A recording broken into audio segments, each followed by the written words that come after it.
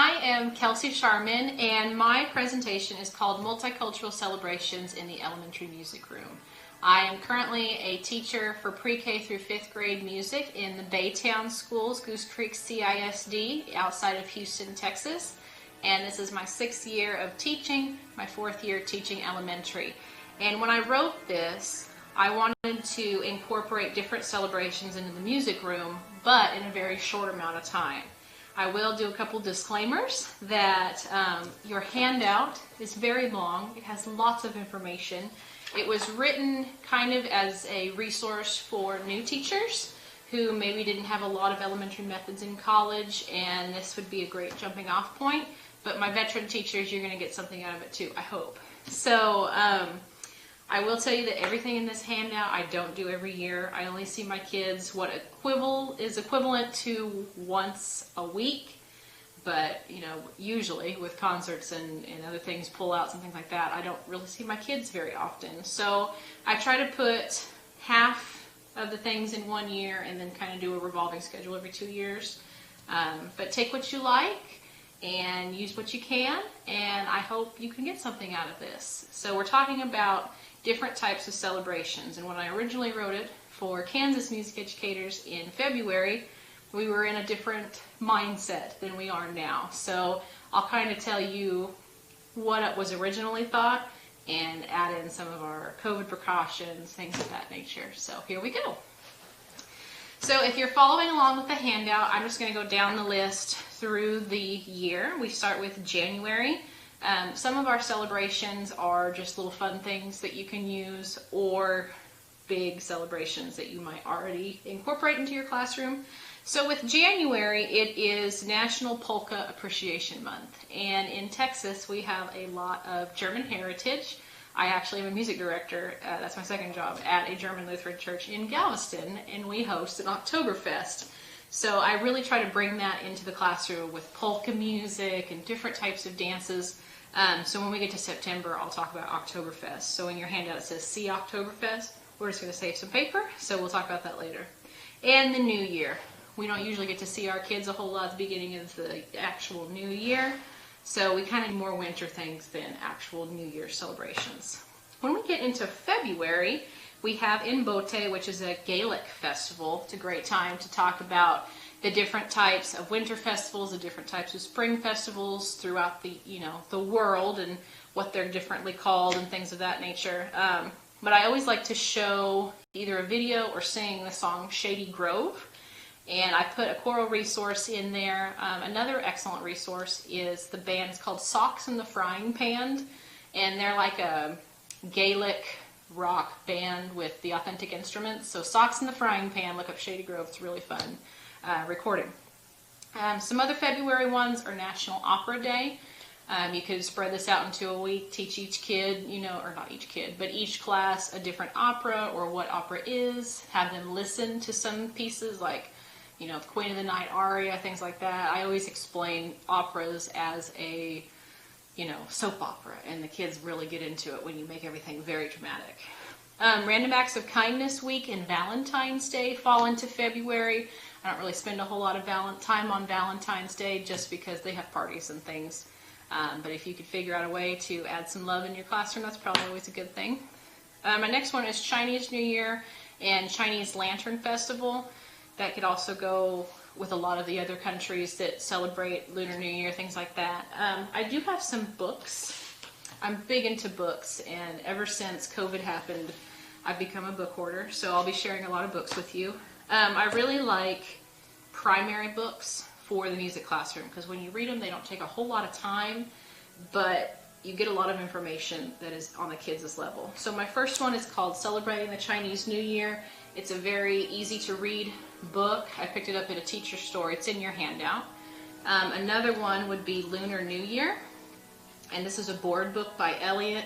It has some great illustrations. It talks about the history, and board books aren't that long, but you do have a lot of good information as an introduction. Another great one is My First Chinese New Year. I bought this at Barnes & Noble in the little kids section, and it talks about some of the traditions as far as Chinese New Year. I don't go a whole lot into the Chinese New Year or New Year in general, just because that's a busy time of year. The next section in the handout is Go Texan Day, which is a thing for Houston specifically, but for y'all, if you have any kind of country celebrations or you wanted to talk about bluegrass or country music or country dance or anything like that, these resources will work for you too. You don't have to be necessarily Texan. Go Texan Day in Houston is the start of the Houston Livestock Show and Rodeo, which is a huge thing for us. We have, Go Texan Day programs, Texas Heritage programs, all kinds of stuff. So there's a whole bunch of songs. Country Roads by John Denver, always a good one. You got to change the moonshine part if you're going to sing it. Take Me to Texas, Texas Our Texas, 3 dances that I love to use is Copperhead Road. Use one that doesn't have words. Kids can't really understand what the words say anyway, but you know what parents calling you. Copperhead Road can be done by kindergarten all the way up through 5th grade. There's different levels that you could simplify it if you needed to. It's a line dance, but you're not actually moving in a line, you're just moving by yourself. Boot Scootin' Boogie, another one if you can find an instrumental version, is fabulous. There's some dance halls here in Houston that put out tutorial videos that I would show to my kids and then break it down individually. So that's a great way to incorporate some country dance. A really hard one that the kids go wild for is the Blake Shelton version of Footloose. There's a very difficult line dance that, usually they start off like, oh, this is too hard, miss, blah, blah, blah. And then they're up for the challenge and they want to do it all the time. So that's one that we break out if we have, 5 minutes left of class or whatever, and it's March or something, we can break out Footloose, and that's a really fun one. Continuing down, there's just a couple Texas-specific books. Legend of the Blue Bonnet, Legend of the Indian Paintbrush. Of course, maybe you have some Texas friends and want to share that with them. Next is Mardi Gras. Obviously, y'all know a lot more about Mardi Gras than I do, but living in Galveston, we have our own mini Mardi Gras. So this is a great chance to talk about, Louisiana tradition and Cajun tradition and the different types of music that go with that. A great book, 2 great books actually, that I use are A Catfish Tale, and it's kind of like a Cinderella story, kind of, sort of, but it uses a lot of Cajun words and Cajun vocabulary that my kids associate with. Another great one is Trombone Shorty. If you don't know this one, fantastic book to use all year round. It talks about Trombone Shorty himself and how he grew up and how he got into the tradition. There is talks of a Mardi Gras parade in there.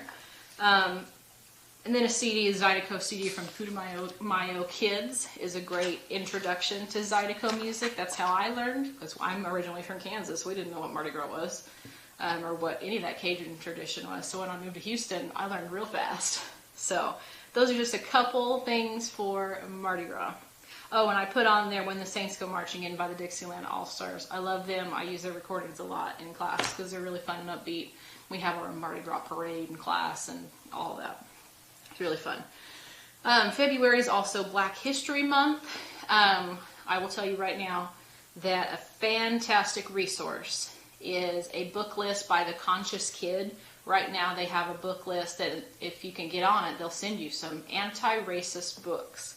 And it's not just necessarily Black history, it's all kinds of LGBTQ, all kinds of issues that we're having right now.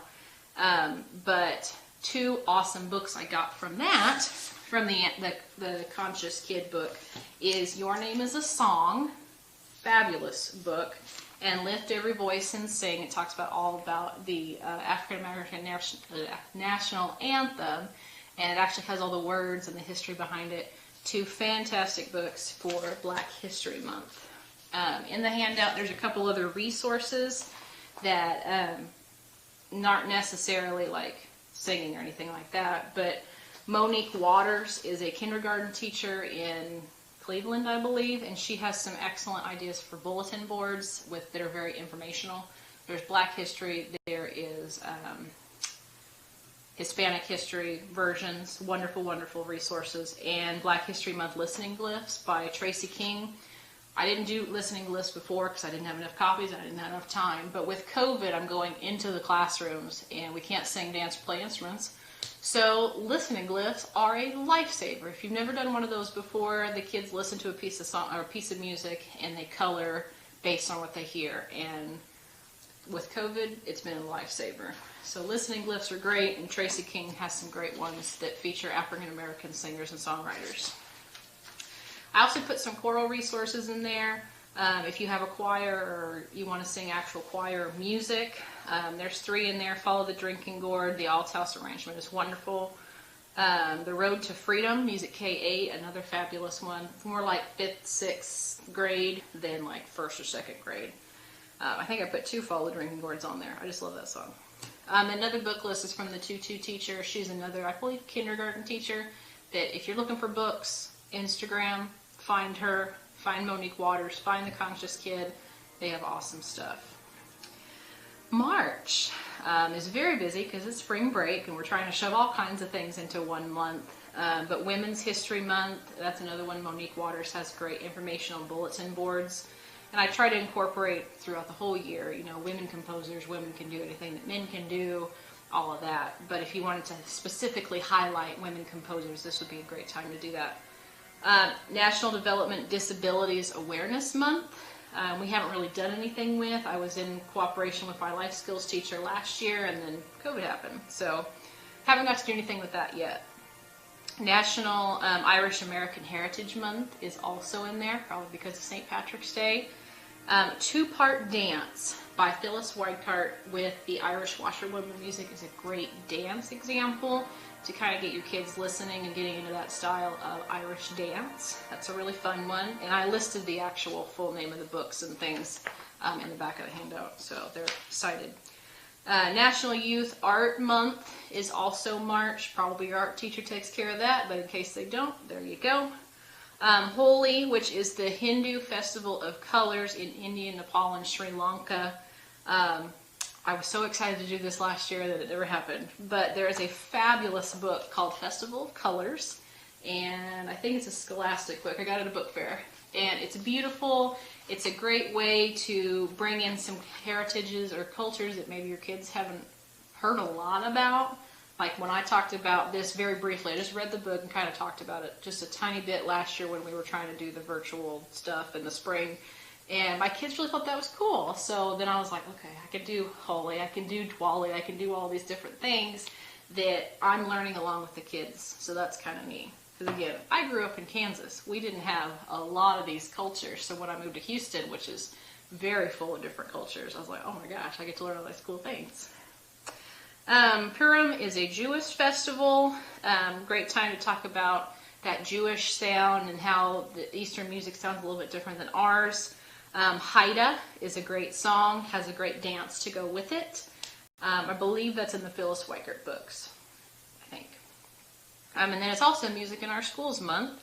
Fantastic choral resources listed in there. Why We Sing is a great one. We do that with our 5th grade honor choir throughout the whole district. It's a big crowd pleaser. We Are the Music Makers. I've done that when I taught middle school. Thank You for the Music by ABBA. I have them play it over the announcements in the morning for that one, just because it's a great song. It's a fun song. I like to bring some of the older music into the classroom, and the kids are like, oh, this is so cool, miss. I'm like, yeah, I know. My parents thought it was cool too. So, yeah, Music in Our Schools Month. You can also go on NAFME's website, and they have tons of free choral resources for you. You can have a little certificate, or they used to, I don't know if they're doing it now, but a certificate that says the American flag flew over the Capitol today in honor of National Music in Our Schools Month, and then you put your school's name on there and you get a little certificate. So that's pretty cool. NAFME has neat stuff. All right. Going into April is Celebrate Diversity Month, so that's a great way to just, everything you haven't got to talk about, you can talk about it in April. What do you celebrate? I don't have the actual book. Another one is Let's Celebrate. You can go to Barnes & Noble or whatever bookstore, and there's these different books that teach kids about a whole bunch of different celebrations. Like this one's called Let's Celebrate Special Days Around the World, written by Kate de Palma, illustrated by Martina Peluso. Some of the things that you may not think about, but want your kids to talk about other cultures and different traditions. Like here's Lantern Festival, we have Meraki, I mean all different types of festivals that aren't Valentine's Day, Easter, you know, the normal ones that you kind of, you have a craft for Halloween, you have a craft for this. This kind of lets kids explore more about other cultures than just what we have school parties for. So, Funga o Lafia, there's a whole bunch of different versions of that. But that's another great, just welcome in general. You could do that at the beginning of the year, or you could do that during Diversity Month. And there's a whole bunch of books of welcome that I think I put on here. I have all my books out, so we'll see. Jazz Appreciation Month is in April. I student taught actually in Kansas City. So jazz was, I freaked out about jazz. I learned so much while I student taught. And so I try to bring that into the classroom. So April's a great way to do that. There are some jazz listening glyphs by elementary etudes on Teachers Pay Teachers. If you're stuck in somebody else's classroom or you're virtual learning or whatever, listening glyphs are great for that. I don't have the book with me, but it's called Squeak Rumble Womp Womp Womp by Wynton Marsalis. Has a neat picture book. Talks about jazz, talks about Wynton Marsalis. I mean, my kids didn't know who that was when I started, and now they're like big Wynton fans. Also, if you've never seen Wynton Marsalis in person, oh my gosh, you need to see him. And then the Putumayo for Kids CD called Jazz is an excellent resource. I like those CDs because if you don't know anything about the topic, it gives you a whole bunch of different types of jazz or zydeco or, African music from different parts of Africa. They're great at jumping off point. Earth Day. So in my spare time, I am a volunteer with Project Wild in the Texas Parks and Wildlife Department. So I get very excited about Earth Day. My sister's also a marine biologist. So we really freak out about ocean songs and teaching these kids about science through music and all these really fun things. So just in general, Project Wild, Growing Up Wild is a curriculum book that I hope you can get through your Parks and Wildlife Department. Texas does that. And you go to a training. And I specifically wrote the Growing Up Wild book. It's a really long book. And it has a lesson, a snack, a poem, some kind of movement activity, some kind of song activity, and it's for general classroom teachers. But I found that a lot of that stuff works really well for elementary music, especially like the movement and the poetry. So I use that. I'll ask like, hey, second grade teachers, when are y'all doing butterflies, or when are you guys doing dirt, or whatever? And then I'll try to incorporate those. Not really a multicultural celebration, but we need to celebrate the earth. Another good book is There's a Hole in the Bottom of the Sea. Has a song. You can add Orff instruments to it. It's really fun. It comes with the CD, so if you've never heard the song before, it helps you. Earth Dance. Here it is. Earth Dance doesn't have a whole lot of words, but it's a real neat movement book. It's also part of, there's a book called Stories That Sing by Shory and Gagne. I know you can buy it from West Music, that's where I got it. But it is music activities that go with this book. There's a whole bunch of books, but this is one of them. And it has either percussion things you can do with it, or Orphy things that you can do with it. I don't think there's any ukulele stuff. But this is an excellent quick activity that you could expand on if you needed to with Earth Dance. And I put the resource book and the actual book in the handout. Earth Day, this book is real cute. It has a little sing-along, and I found these on Amazon, and there's one for every holiday. Here's Earth Day, here's Cinco de Mayo, here's Veterans Day. So if you wanted, you're like doing a program or something, and you wanted to do a book reading, but also have, oops, everything just fell. That's okay. You wanted to do a book reading for your program, but you also wanted to like make it musical. These have cute illustrations. They have a good message, but in the back, you also have a song. It has all of the lyrics. It has the sheet music, and you can also scan the QR and access the music and play it from there. Also, your teachers, there's some glossary vocabulary words, there's some guided reading activities. Look at you, not just teaching music, but teaching everything that you need to. So, I don't know if it's a official, like, collection, but it's from Cantata Learning, C-A-N-T-A-T-A Learning. And it talks about physical learning, cognitive learning, social emotional learning. So if you have some grant funds, or they're not very expensive at all, but they're a great jumping off point for programs, especially. Let's see. I put Let Us Chase the Squirrel and We Are Dancing in the Forest as some fun song games that you could play. I don't know if they're Kodai or what they are, but I just found them on the internet when I first started, because my elementary music class in college was all about band. So the internet and Pinterest were my friends when I first started. So hopefully you can look those up, and that will help you too, new teachers. Going into May. May is a short month because of testing and everything else that's going on in May. It's Asian Pacific American Month, which I'm going to talk about later. Older Americans Month with Grandparents' Day, things like that, and May Day. It's also Cinco de Mayo, and I originally did Cinco de Mayo programs, so I was like, yeah, Cinco de Mayo. And then I learned that September and October is Hispanic Heritage Month, and maybe that would be a better time to do that than celebrating the semi-American holiday of Cinco de Mayo. So if you look on the handout, it says See Hispanic Heritage Month, and we'll talk more about that. But I do have one of those cantata learning books called Cinco de Mayo that has a song and everything with it.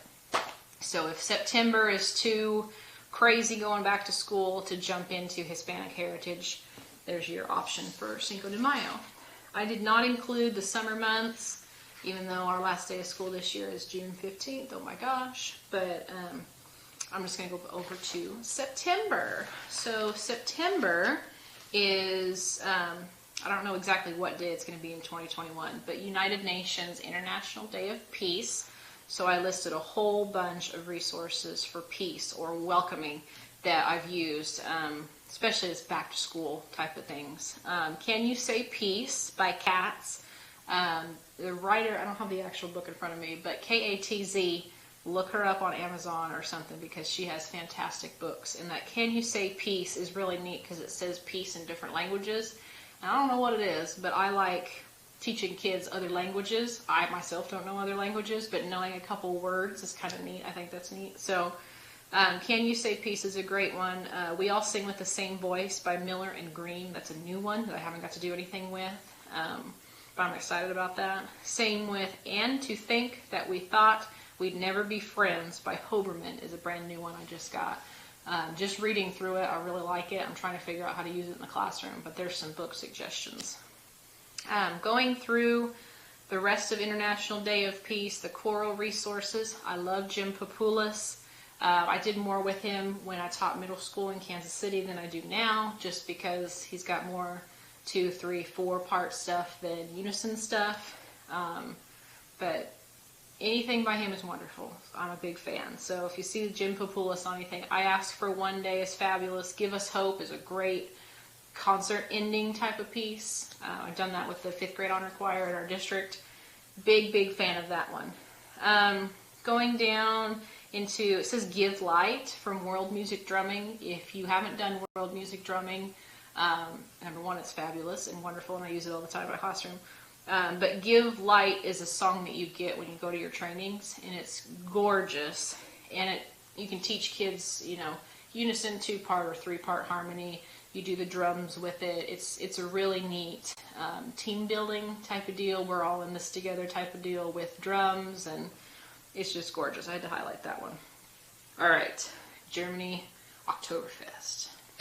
So I don't teach my kids how to polka because that's a partner dance, and elementary kids and partner dances sometimes go well and sometimes don't. But I do show them what a polka is, and that there's polka music and there's polka dance, and the differences in that, and how polka influences things like conjunto music and some of our Texas country music and things like that. A dance. 2 dances that you could teach would be the Zinger Polka from the Weikert Rhythmically Moving book. If you don't have that book, get it. It's wonderful if you love to dance. I didn't think I'd ever teach dance, and then I had a great student teaching person that was teaching me, and she was big into dance, and now I'm big into dance. Another one is the Shoddish. So Shoddish could be done by yourself with a partner or as a line dance. I don't know if it's technically German, but it's a great way to get out energy in September, and I teach it with German heritage. We sing Edelweiss. I think that's a really neat song. We do it at church. We do it at school. Another one is the Happy Wanderer from Get America Singing Volume 1. They're both great tunes that I think the kids should know anyway, and it just happens to be that it works with Oktoberfest, and yay. Hispanic Heritage Month is big for us. I teach in Texas, and I teach in Houston, and we have a very, very large Hispanic population. And I actually have 2 levels in mariachi education, and so I get very, very excited to talk about mariachi music and Hispanic heritage and things. So some of our songs, Cielito Lindo is great. It's on Quaver. You can find it, I mean, literally any mariachi band ever has probably recorded it. It doesn't have to be Quaver, but I like Quaver because you can follow the words along. And there's also mariachi recordings on Quaver. De Colores out of Get America Singing. Great song. Fabulous for the kids. A lot of them already know it. There's some really neat Nick Jr. YouTube videos that you could sing along with. So if your kids are like, well, I don't know what it says because it's in Spanish. Well, work with us, children. Put on some of those YouTube videos that sing it in English and in Spanish. Another one, we're big into Selena. So Baila Esta Cumbia, we talk about how cumbia music is different than mariachi music and different than Tejano and different than conjunto and all of that. All things that I learned since I moved to Texas. Of course, we got to talk about Coco and a little bit. That kind of goes into Dia de los Muertos just a little bit too. So when we talk about Halloween, we'll talk about that too. So El Harabe Tapatio is the Mexican hat dance. Quaver has a great dance tutorial with that. You wouldn't necessarily have to do it with Quaver, but it's the Mexican hat dance. Another one would be La Raspa. Da da da da da da da da da da da. Kids go wild for that one. We did that for our Cinco de Mayo program a couple years ago. La Cucaracha also has a dance. I didn't know that. It's a very fun dance. We also teach them how to cumbia, another one that's a partner dance that could go really well or could not go really well based on your class, but you can also just do the footwork in your own space, and that's kind of what we do. Same with when we do Copperhead Road in February, March. Cumbia, it works great on moving your feet and following directions. My newest book that went over so well for virtual learning this year, it's called Pepe and the Parade, and it's a celebration of Hispanic heritage. And what I really liked that it wasn't just Mexico, it was all of the countries that are considered Hispanic heritage. So you got Colombia, and you got El Salvador, and you have, this is excellent. If you take nothing else away from this whole thing, this book, buy it, use it, you're going to love it. Pepe and the Parade, a celebration of Hispanic heritage by Tracy Kyle, pictures by Morel Ortega. This is a fantastic book. I would buy it for everyone I knew. And then Monique Waters on Teachers Pay Teachers, I think it's called It's Monique's World on there. She has a great resource about influential leaders in Hispanic history. And there's some musicians on there like Selena and Ricky Martin and Jennifer Lopez are on there. So it's a great resource if you need something for a bulletin board or you just want some fast facts type for things like that. October, you got the Heinz Fest in Sweden. That was more of a thing when I lived in Kansas than it is down here. But the Fieskern and Gustav Skoll in the Weikert's books are so fun, especially 3rd, 4th grade. They like freak out, especially for the Fieskern. And then D is for Dollar Horse is a great, I didn't put an author on there, sorry. It's one of those alphabet books that you just get a lot of vocabulary, where this is the one for China. But D is for Dollar Horse is about Sweden. And it kind of is just a very basic information book for the kids. But they may have never heard those Swedish words before or knew what any of those traditions were before. And they're hearing them from you, so that's pretty cool. LGBTQ month, I haven't really dove into in the music classroom, but there's a great book list called At the Multicultural Classroom on Instagram. She's another kindergarten. I don't know what it is with kindergarten teachers, but they have the greatest Instagrams. So check that out. I also just bought a new book called Bling Blaine, Throw Glitter, Not Shade. It has nothing to do with music, but it's such a great allies book, and it's super cute, and the illustrations are wonderful. I can't remember who it's by. I just thought of it right now. But it's called Bling Blaine. Excellent book for LGBTQ month. Okay, Halloween. I think Halloween is silly, but we go all out in my classroom with Halloween. I don't know what it is, but the kids freak out. I don't know if Halloween's a time of year where they just need a break, they need something fun. So we have a couple different books. I love using this one, We're Off to Find the Witch's House by Kreb, or Kreb. If you're really good, you can read this book over In the Hall of the Mountain King by Grieg, and you time it out just right and makes it sound really, really scary. And it's really about these kids getting dressed up going to a Halloween party. But my kids in class are like, oh my gosh, miss, this is so scary because of the music in the background. And there you go, you get your classical music also. So I wrote that in the handout of what to write it over. Another one is The Little Old Lady Who Was Not Afraid of Anything. Excellent way for, like, especially pre-K, they ate this up this year, is to do some sound stories, you know, like you could do body percussion, or you could get out the actual instruments when we're allowed to touch instruments again, and have the kids make up, you know, oh, we have the shoes should be the scrapers, and whatever. So that's really fun.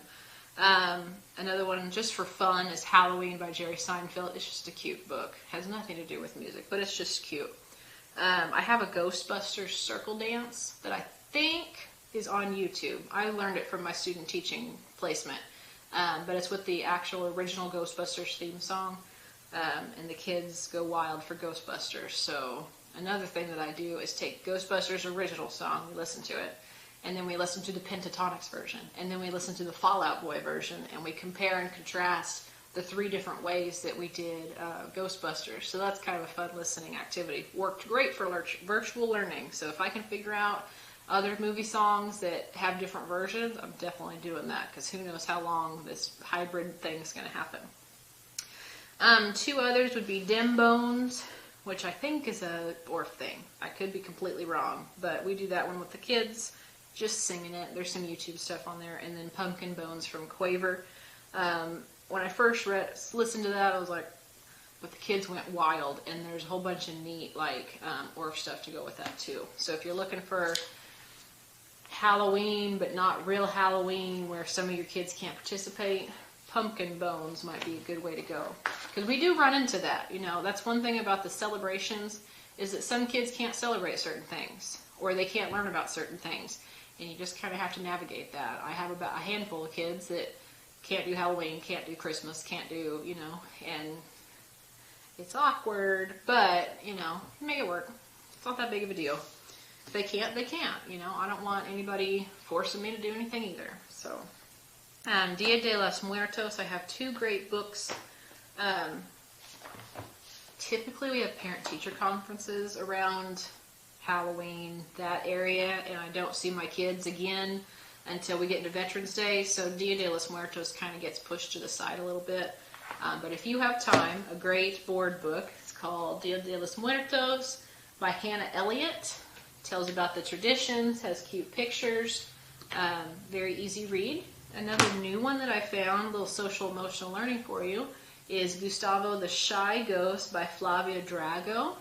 It talks about this little ghost, and no one sees him, and he just wants to have friends, so he puts on a concert for all of his friends. He plays the violin, and no one comes to his concert, and he's so sad, but then he finds out that his other friends, they were all listening, they were hiding because they were shy, and the whole shy thing is very, very cute. And you got the violin thing, you got the Dia de los Muertos thing.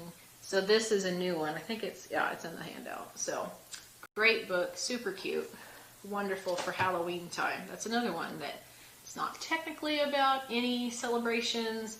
It's very heavily on the Dia de los Muertos side, but it's also music. So there you go. It's also Country Music Month. I don't usually celebrate that because we do the big Go Texan celebration. So look at the Go Texan Day stuff. But there's a real neat book, more for like 4th, 5th, 6th. It's called The Long Gone Lonesome History of Country Music, and it's got some real sassy stuff in there, but it's a fun book if you're looking for the history of certain people. It's kind of like, there's a book about the composers that's like very This Is How It Is, about, composers doing not so nice things. That's a fun book too. Not so much for your little kids, but your bigger kids, middle school especially. Ah, man, I can't think of what it's called. It's got Mozart on the front. Anyway. Some more for those. Country Roads. Alabama Gal is a huge hit with all grade levels. That's a New England Dance Masters. Another new teachers. If you don't have Rhythmically Moving by Phyllis Weikart in any of the New England Dance Master stuff, go out, go get them. Fantastic. The New England Dance Masters are the coolest people ever. Turkey in the Straw is excellent. Chicken on a Fence Post is excellent. And then Paw Paw Patch from Quaver. All of them are great. You can do them any time of the year, but I just threw them in with country music. November is Native American / Alaska Native Heritage Month. And I usually try to stay away from this because I grew up in Kansas, so I had Native American cultures from there. But I also, Texas had their own, and then my sister, who was a marine biologist, went and lived in Alaska, and I can't think of what the actual tradition is, but everything is so much different that you don't want to teach the kids, this is it, and then it be totally different as far as Native American heritage. But I also don't want to say, this is a powwow, and then totally gloss over the history of all of these tribes. So I try to do my best.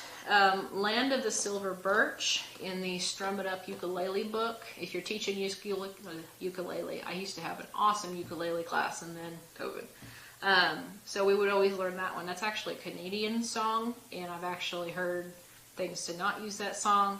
I don't know what to do with that, but it's a pretty song, if nothing else. Earth Drum would be another one from Earth Day. And then I have a couple books that I just got with that anti-racism list from the Conscious Kid. They sent me a whole bunch of books, and it was wonderful. So the first one is called Fry Bread, a Native American family story by Kevin Noble Millard. Has some great stuff about Native American heritage and what the fry bread is, and different traditions in that. So I think that's a good one.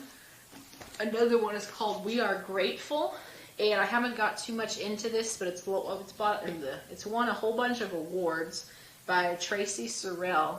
Both of those are beautiful books, not necessarily about music, but if you need a literature tie-in, these are wonderful. And then the one I'm going to use right before Thanksgiving is called Aurora, The Tale of the Northern Lights. And when my sister, she lives all over the place. Well, when she lived in Alaska, she would send us videos of the different traditions in the town of the tribe that she was in. And this talks about the Aurora Borealis, the Northern Lights, which we're never going to see in Texas. Kids don't even comprehend what that is. But Krista, my sister, was our pen pal, and she would send us videos, and she'd also send like cute fish songs, and she worked at a salmon hatchery, so she had fish chants and fish songs, all kinds of cute, campy stuff. But she would send us real life examples of the Aurora Borealis. So I'm going to take those videos from last year and read this book, and then we can kind of talk about not just this and the tradition, but also, like, I have a rattle that came from a reindeer hoof that Krista got me from that tribe. I have a whistle that's made out of an elk, antler. I have all these natural material instruments that we're going to talk about, and how they were made, and why people used, the whole part of the animal, and how that has relayed into nowadays. So that's one way to go with Native American Heritage Month. And it is just like this long with Thanksgiving holiday. We had a week off in my district. Hallelujah. So it's a real introduction to things, but it's a meaningful introduction to things.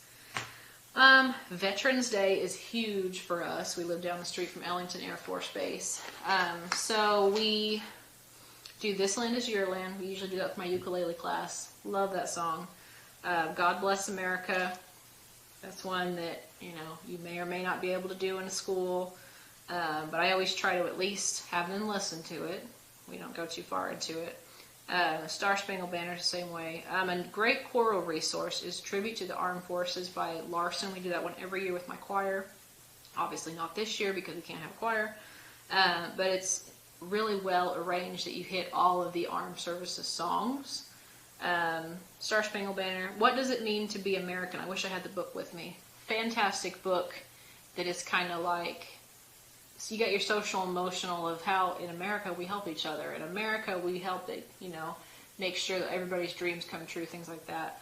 It's great for programs. It's in the thing. It's by Diorio. Fantastic. And then there's also one of the cantata learning books called Veterans Day that has a song, talks about the tradition of Veterans Day. I use that time to talk about patriotic music in general because usually we're not in school for Memorial Day or 4th of July, so this is their chance to hear Stars and Stripes Forever or hear This Land Is Your Land. Another thing I did this year was I looked up football halftime shows, and I was in the Kansas State marching band like 100 years ago, and they have a great show that's called Fort Riley Day because they're next to Fort Riley in Manhattan, Kansas, Junction City, Kansas. And so I incorporated band and instruments, but also the armed services songs and how marching bands make different shapes on the field and how that corresponds to what they're actually playing. So Kansas State University, Fort Riley Day, any year, because they do it every year. So if you're looking for something like that. I don't know if Louisiana or LSU or anybody does anything like that. You can just copy paste or insert your college here, but I'm kind of partial to K-State. All right. Dwali is the Hindi holiday of light. We haven't got too far into it, but I think it's going to be awesome. Like, I'm going to have to wait till next year because we're hybrid right now, and I'm not going to be able to do the things that I want to do. Another cantata learning book called Dwali. Basic information, has a song, and it looks like a really cool holiday, so I'm excited to learn more about that. There's also a board book called Dwali by Maury. I like board books, so there you go. And then Thanksgiving, I don't really do much about, but there's The Bear Says Thanks. It's a Scholastic book, and I can't remember who now. I should have wrote it down, but there is Joe Kirk. I think Joe Kirk has some stuff with The Bear Says Things with adding instruments and maybe it's The Bear Snores On, and then they can adapt it. I don't know. I should have wrote everything down. Then I would have remembered. December is star testing again, so I don't get to do a whole lot. But Kwanzaa's in there, Hanukkah's in there. We don't have a whole lot of time to talk about that. We don't even have a whole lot of time to talk about Christmas. But there's tons and tons and tons of holidays in December that just nobody does anything with because it's like Christmas explosion. Fiesta de las Posadas is a great one. There's a real neat book out of the... No, I don't remember. That's why I write things down, because I don't forget. Lantern Fest from Germany, Fiesta of Our Lady Guadalupe from Mexico, St. Lucia Day from Sweden. So if you have any large populations of any of these cultures, it might be a good idea to bring those in. Amisoka from Japan. Christmas, I don't usually do straight up Christmas that much. I try to use like the Nutcracker and the different popular Christmas songs, Feliz Navidad, Want a Hippopotamus. That song drives me nuts, but the kids like it. And then we kind of bring in talk about the carols just a little bit, just because we don't have a lot of time. And, Boxing Day in Canada, usually we're out, so we don't get to talk about it very much. So, those are just some of the celebrations that you can bring into your classroom. That is not all. I mean, there's millions of celebrations. And they don't necessarily have to be multicultural either to bring them in. But that's what I'm super into right now, is bringing in cultures. Because when I started teaching elementary school, I was amazed that these kids, don't want to say they didn't know anything, but they were told what to, we have New Year's, and then we have Valentine's Day, and then we have St. Patrick's Day, and we wear green. It's very basic, and I think that the kids are able to learn more and how like the whole world works together. It's not like, well, clear over in Japan, they do this. Well, you might have folks from Japan in your neighborhood. I don't see why it has to be this, far away off land.